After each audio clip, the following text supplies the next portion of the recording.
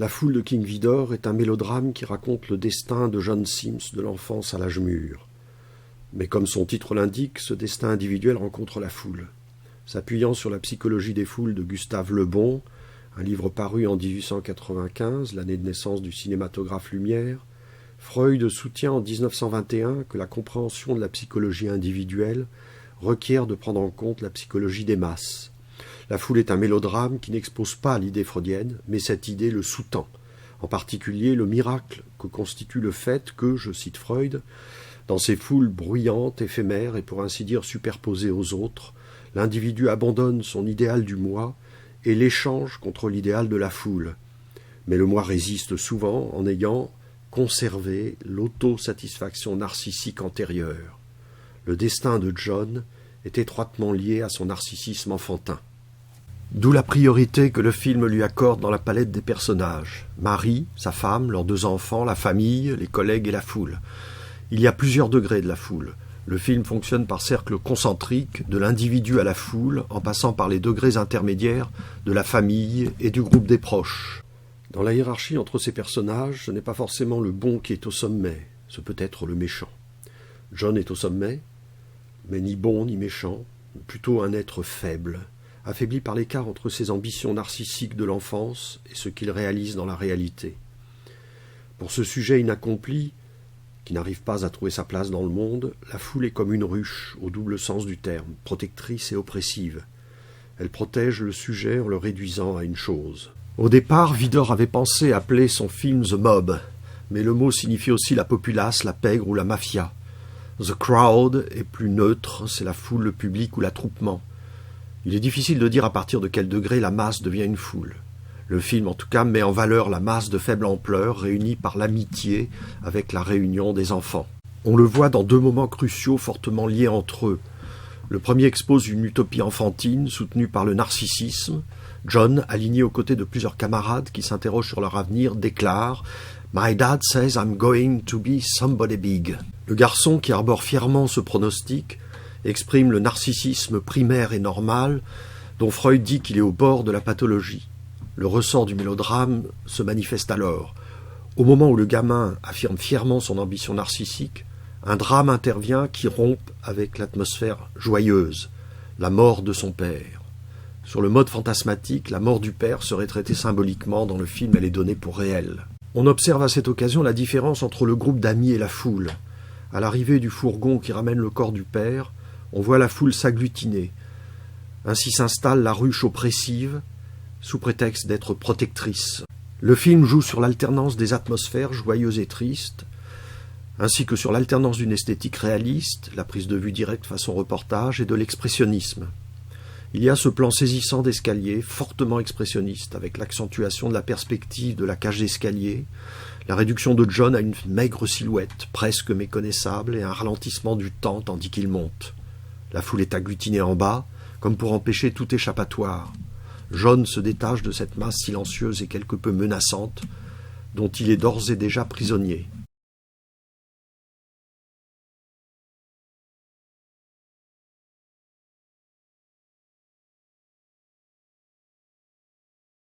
On retrouve plus loin dans le film le regroupement des enfants associé à un moment aussi dramatique. John, marié, a un garçon et une fille. Bien que, loin de ses ambitions primitives, il ait de grosses difficultés à assurer la subsistance de son foyer, il vient de gagner une belle somme et peut acheter des jouets. Dans la rue, les enfants sont alignés avec d'autres, d'une manière qui rappelle clairement l'alignement précédent. Leur père les appelle par la fenêtre en leur montrant les jouets. Ils se précipitent, la petite fille est renversée par un camion.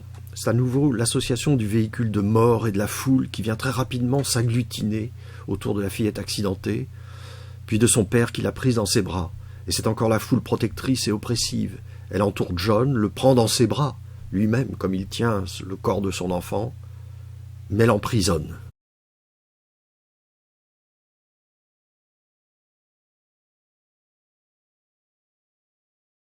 La foule est à la fois inclusive et exclusive. Le film suit un schéma qui débute avec la foule inclusive, l'inclusion du sujet dans la ruche, équilibre entre protection et oppression, se poursuit avec la foule exclusive qui condamne le sujet à la relégation lorsqu'il échoue, et se termine par un retour à l'inclusion, à la faveur d'une rédemption. L'inclusion première est manifeste dans la représentation de l'espace de travail. John, qui habite un très modeste appartement, travaille dans un gratte-ciel opulent que la caméra découvre en travelling avant de pénétrer dans la ruche du bureau collectif. Espace alvéolaire qu'on retrouve dans plusieurs films comme Playtime, Brasil et autres.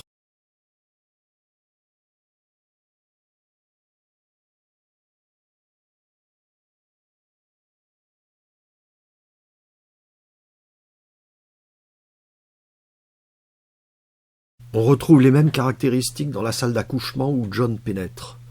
La ruche est partout dans l'espace moderniste collectif.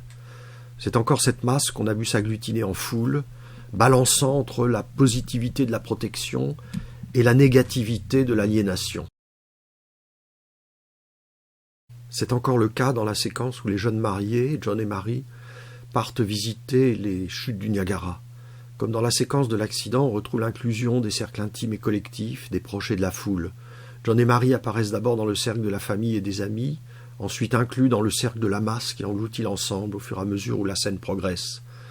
La caméra étant située à l'arrière, les individus disparaissent sous une sorte de vague humaine. La narration bascule vers l'exclusion à la faveur d'une scène d'une grande intensité émotionnelle. Suite à l'accident de sa petite fille, John est fou de douleur, au bord même de la folie. Il demande à tous ceux qui sont présents autour du corps de l'enfant de se taire. Puis, alerté par le bruit de la rue, les sirènes des pompiers, il sort pour tenter d'imposer silence à la foule. Mais il ne parvient les bras tendus qu'à s'y fondre avant de revenir chez lui. Cet échec vis-à-vis de la foule, ponctué par un signe dérisoire, sanctionne l'échec du narcissisme lorsque l'idéal du sujet propose l'inaccessible. Il prélude à une exclusion plus radicale encore, la relégation du sujet, sa déchéance suivant le critère de la ruche.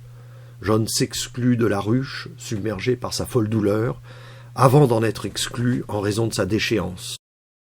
Appuyez l'interprétation christique du film, alors que le plan où John dérive dans la foule le montre de dos, on a diffusé pour la diffusion en France, aux Folies Bergères, une affiche où il est de face, les bras en l'air comme le Christ en croix, ou un pèlerin implorant le pardon divin. John est tout près de se suicider, mais il se ravise, et en promenade avec son fils, entre avec lui dans un dialogue décisif. Le garçon lui dit « Quand je serai grand, je veux être comme toi ». Cela rappelle évidemment le carton du début. Mon papa dit que je vais devenir quelqu'un d'important.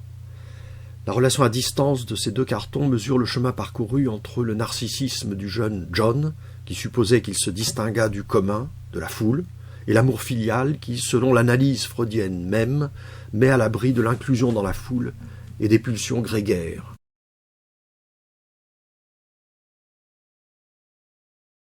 Quand John eut 31 ans, il devint l'un des 7 millions qui croient que New York dépend d'eux. Ce carton précède une scène en bateau, dans l'embouchure de l'Hudson, qui met John en présence de l'architecture et de la foule moderne, tandis qu'un passager anonyme lui dit « Tu dois être bon dans cette ville si tu veux vaincre la foule ». John lui répond « Peut-être, mais tout ce que je désire, c'est une opportunité ». Avec la fin du travail dans la ruche, un collègue lui propose de sortir avec deux jeunes femmes. John refuse d'abord en invoquant son désir d'étudier, puis se laisse entraîner. Il fait alors la connaissance de Mary et tombe amoureux. Est-ce une opportunité ? Loin d'être un facteur du renversement de la déchéance de John, Mary en est en quelque sorte une des causes, puisqu'elle le détourne de son ambition première. C'est typique du mélodrame où l'interaction du couple est la cause même de son destin funeste. Avec leur rencontre, on passe au versant loisir du monde moderne. On retrouve les compères dans un parc d'attractions, au train fantôme, etc. Dans la scène qui m'intéresse, ils sont au niveau haut d'un autobus à l'Impériale. John, montrant la foule qu'on voit dans un insert, dit « Regarde cette foule, les pauvres crétins, tous dans la même ornière. » Son collègue rétorque « Arrête d'être condescendant, occupe-toi de tes affaires. » Puis, apercevant un homme sandwich déguisé en clown qui jongle, John et Mary se moquent de lui. Il dit « Le pauvre idiot, et je parie que son père souhaite qu'il soit président ». Une phrase qui renvoie une fois encore à celle du tout début, où s'affiche le narcissisme de John. À la fin du film, John lance à son fils « On peut le faire, mon garçon, on va leur montrer ». Après une longue période de déchéance motivée par l'amour filial que son père n'avait pas su lui prodiguer, alimentant plutôt l'ambition narcissique, il se décide à chercher du travail, ce qui le confronte à la foule, en l'occurrence aux queues des chercheurs d'emploi. John supplie qu'on le laisse passer pour espérer avoir du travail, ce que les autres refusent en lui faisant remarquer qu'ils sont dans le même cas que lui. À l'ultime moment, un homme propose un travail pour un homme sandwich déguisé en clown et capable de jongler. C'est l'opportunité. John s'avance et montre qu'il sait jongler. Il obtient ce travail qu'il tournait auparavant en dérision.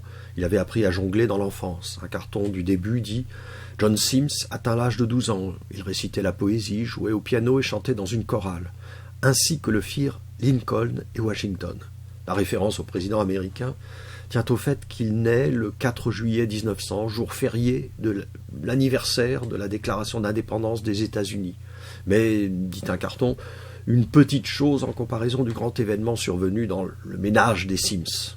La coïncidence toutefois incite son père à dire au docteur qui procède à l'accouchement « C'est un petit homme dont le monde entendra plutôt parler, docteur. » C'est bien le père qui avait fixé très haut la barre du narcissisme. Par la foule, la vie offre à John une série d'épreuves où ses tourments de sujets conspirent avec la situation du couple, cause patente de mélodrame et divers événements induits du genre. La quête est dirigée vers la victoire de la foule par l'annihilation du sujet. Le schéma christique veut que le sujet surmonte cette néantisation, mais en renonçant au destin que projetait son narcissisme et en revenant se lever dans l'ornière que la foule lui offre. Avec cette rédemption du pécheur par l'amour filial, John retrouve son statut de sujet et le bonheur. « Make your feet happy. I am always happy », lit-on sur les pancartes des deux clowns. Mais c'est au prix d'un renoncement. John doit rentrer dans le rang, dans la ruche. Pour finir, un plan étrange. John, ayant constaté l'amour que lui voue son fils, se reprend et décide de repartir en quête de travail. Il installe le garçon sur un banc, le couvre tendrement de son manteau, tel le bon samaritain, l'embrasse, puis l'abandonne là. Non seulement on peut s'étonner de cet abandon, étant donné la durée supposée de la quête du travail, mais la scène a lieu dans un cimetière. La mort rôde encore, tandis que le père renaît de communier avec son fils. Mais le film se termine quand même sur un happy end. La famille Sims, dans un théâtre, assiste à un spectacle de clowns au milieu d'une foule hilare. Leur joie s'amplifie quand Marie remarque dans le programme une publicité pour le Magic Cleaner, dont John, en homme sandwich, fait désormais la réclame. Le bonheur est dans la ruche. Telle est la leçon finale de la foule.